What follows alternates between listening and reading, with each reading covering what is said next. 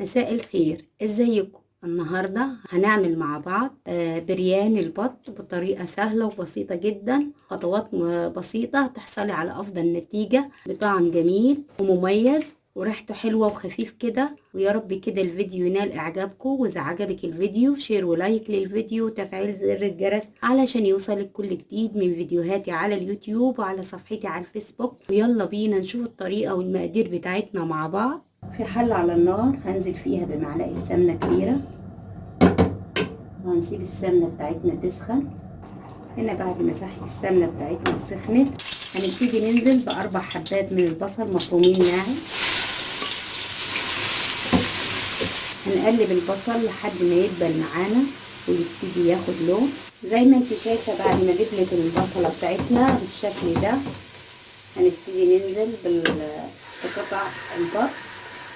طبعا لازم تكوني غسلاها كويس ومنضفاها علشان الزفارة. هنقلب باستمرار البطة بتاعتنا في البصلة كويس علشان تتشرب منها كده والبصلة بتاعتنا تتحمر. وبعد كده هنبتدي ننزل بعصير الطماطم او الصلصة المتوفر عندك هتستخدمي.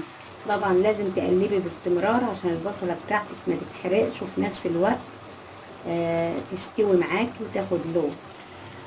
معانا هنا بهارات البرياني بتدي طعم جميل جدا للفراخ او للبط او اي طيور انت هتطبخيها، بتدي طعم جميل. هناخد معلقه كده من البرياني بيدي طعم جميل جدا جدا للاكل اللي انت بتعمليه. وهنقلب كويس كده، هنقلب باستمرار علشان البصله بتاعتنا تستوي معانا وتاخد لون جميل وتتشرب البطه بتاعتنا من البصل كويس وتاخد طعم جميل جدا.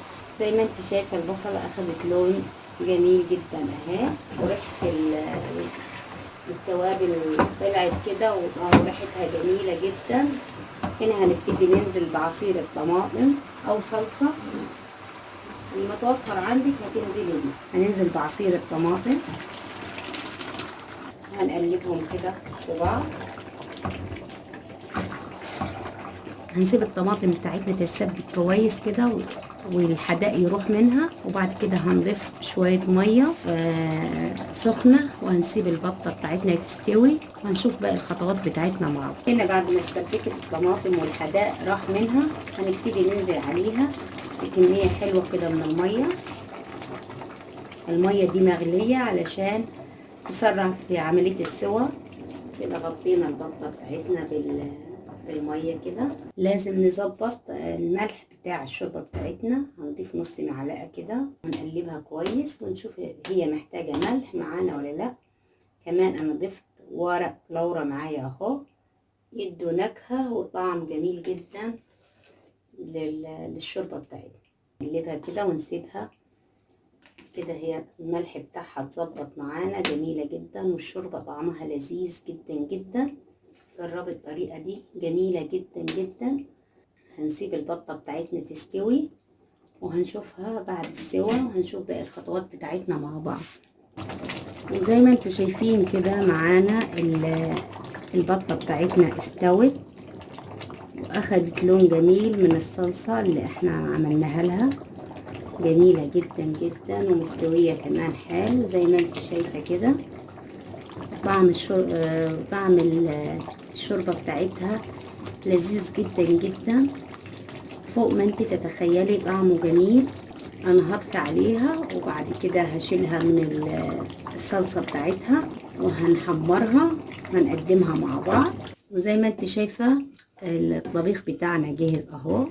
ممكن نقطع مكعبات بطاطس ونضيفها عليه، وممكن تغمسي فيها بدون بطاطس على كده براحتك خالص. في طاسة على النار حطيت فيها معلقة سمنة كبيرة، هبتدي احمر اللحمة بتاعتنا. اول ما تسخن السمنة كويس هنبتدي ننزل باللحمة نحمرها. زي ما انت شايفة حمرنا اللحمة بتاعتنا وهنبتدي نقدمها مع بعض.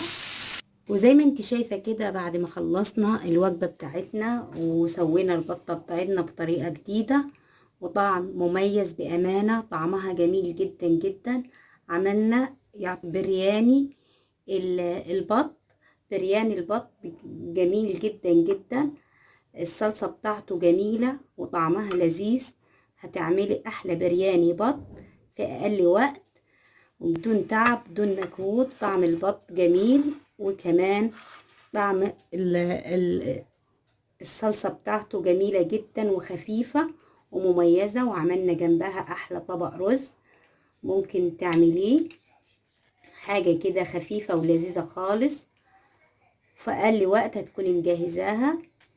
زي ما انت شايفة كده البطة بتاعتنا مستوية وجميلة جدا، تستحق التجربة، وخفيفة وطعم مميز. وكمان البرياني عطاها طعم جميل جدا جدا، بهارات البرياني. ويا رب كده الفيديو نال اعجابكم، واذا عجبك الفيديو شير ولايك للفيديو وتفعيل زر الجرس علشان يوصلك كل جديد من فيديوهاتي على اليوتيوب على صفحتي على الفيسبوك. ومع السلامة.